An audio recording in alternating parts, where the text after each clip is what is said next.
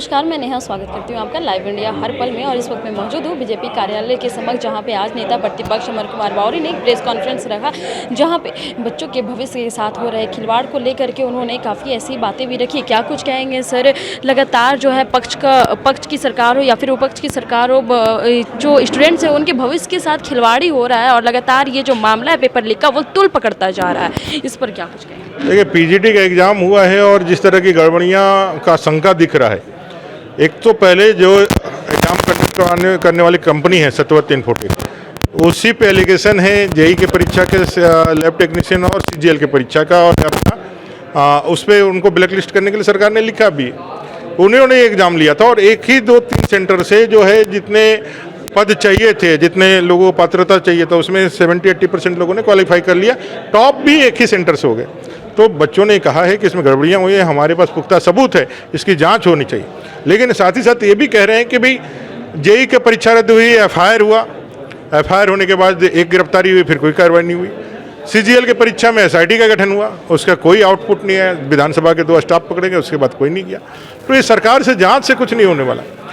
अभी नियुक्ति रुकवाई जाए और अभी सीबीआई की जांच चल रही है नीट वाले में, तो उसी के साथ इसको भी क्लब कर दिया जाए ताकि दूध का दूध और पानी का पानी हो जाए।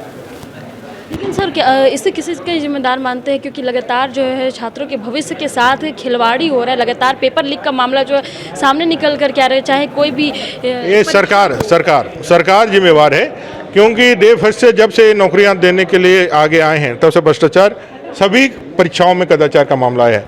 आप याद करें 2014 से 2019 लाखों बेरोजगारों को हम लोगों ने रोजगार दिया, लेकिन किसी भी परीक्षा में कदाचार की विषय कहीं नहीं आए, लेकिन इनके सारे एग्जामिनेशन में एक विषय आए हैं। इसलिए सरकार का ही संरक्षण प्राप्त है और सरकार ही कर रही है। तो क्या कुछ कहेंगे सर कि भारतीय जनता पार्टी के जो युवा लोग हैं वो लोग सड़क पर उतरेंगे, इसका विरोध होगा, विरोध प्रदर्शन देखने को मिलेगा? हमारी पार्टी पूरे ताकत के साथ, युवा मोर्चा और पूरी पार्टी ताकत के साथ इस विषय को जनता के बीच में लेके जाएगी और इस सरकार को बाध्य करेगी कि जनता के हित में फैसला करे। सर एक और आखिरी क्वेश्चन सर, क्या कुछ कहेंगे ये जो महिलाओं पे 3 कानून आए हैं उस पर क्या कहेंगे सर? इसमें जो धाराएं थे इसमें कुछ उलटफेर हुए हैं, आगे पीछे की गई है, क्या लगता है इस पर विचार करने की ज़रूरत थी? देखिए, जो कानून अंग्रेजों के समय से चल रहा है, लगभग 150-200 साल से जो चल रहा है, आज भारत की आज़ादी के 75-76 साल हो गए।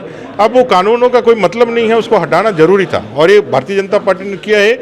जो भारतीय दंड संहिता थी, जो अंग्रेजों की दंड संहिता थी, वो बदल करके भारतीय न्याय संहिता हो गई है। इसका स्वागत करना चाहिए, क्योंकि इससे कानूनी प्रक्रिया में, कानून व्यवस्थाओं में और जो पुलिसिंग है उसमें भी बहुत परिवर्तन आएगा और जनता को अल्टीमेटली राहत मिलेगा। महिलाएं काफ़ी परेशान रहती थी, अब उन्हें राहत मिलेगी इस चीज़ से, और कितना लाभ मिलेगा उनको? कितना लाभ मिलेगा? 100% सारे वर्गों को लाभ मिलेगा, उसमें महिलाएं भी हैं। एक अंतिम सवाल सर, क्या कुछ कहेंगे जिस तरह से जेएमएम का नारा था कि जेल का ताला टूटेगा, हेमंत सोरेन छूटेगा, लेकिन अब नारा हो रहा कि जेल का ताला टूट गया, हेमंत सोरेन छूट गया, इस तरह के नारे लग रही है और आने वाले जो विधानसभा चुनाव है उसका बिगुल जो है फूंक दिया गया है और उलगुलान जो है जेएमएम पार्टी शुरू कर दी है, इसे लेकर क्या? नहीं, ठीक है, उनका अपना काम है, आनंद करें, उत्साह है, उत्साहित हो जाए।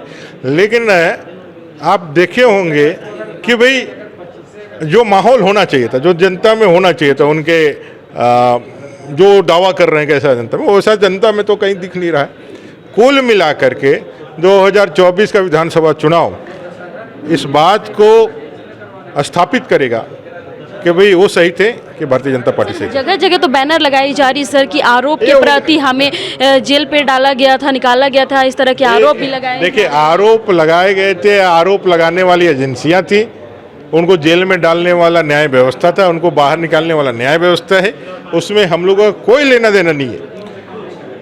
आरोप लगा रहे हैं क्योंकि उनको भ्रष्टाचार के कारण जेल में जाना पड़ा था, ये सबको मालूम है। उस ज़मीन के बारे में सबको मालूम है, आपको भी मालूम है, सबको मालूम है। अब वो क्या कहते हैं, क्या नहीं करते हैं, सरकार उनकी है, पैसा उनका है, बालू का पैसा है, कोयला का पैसा है, लोहा का पैसा है, ज़मीन का पैसा है। जितना पोस्टर उसको लगे तो हमारे घर में भी जाके पोस्टर लगा दे, सामर्थ्य भी है, ताकत भी है, लगाते रहिए।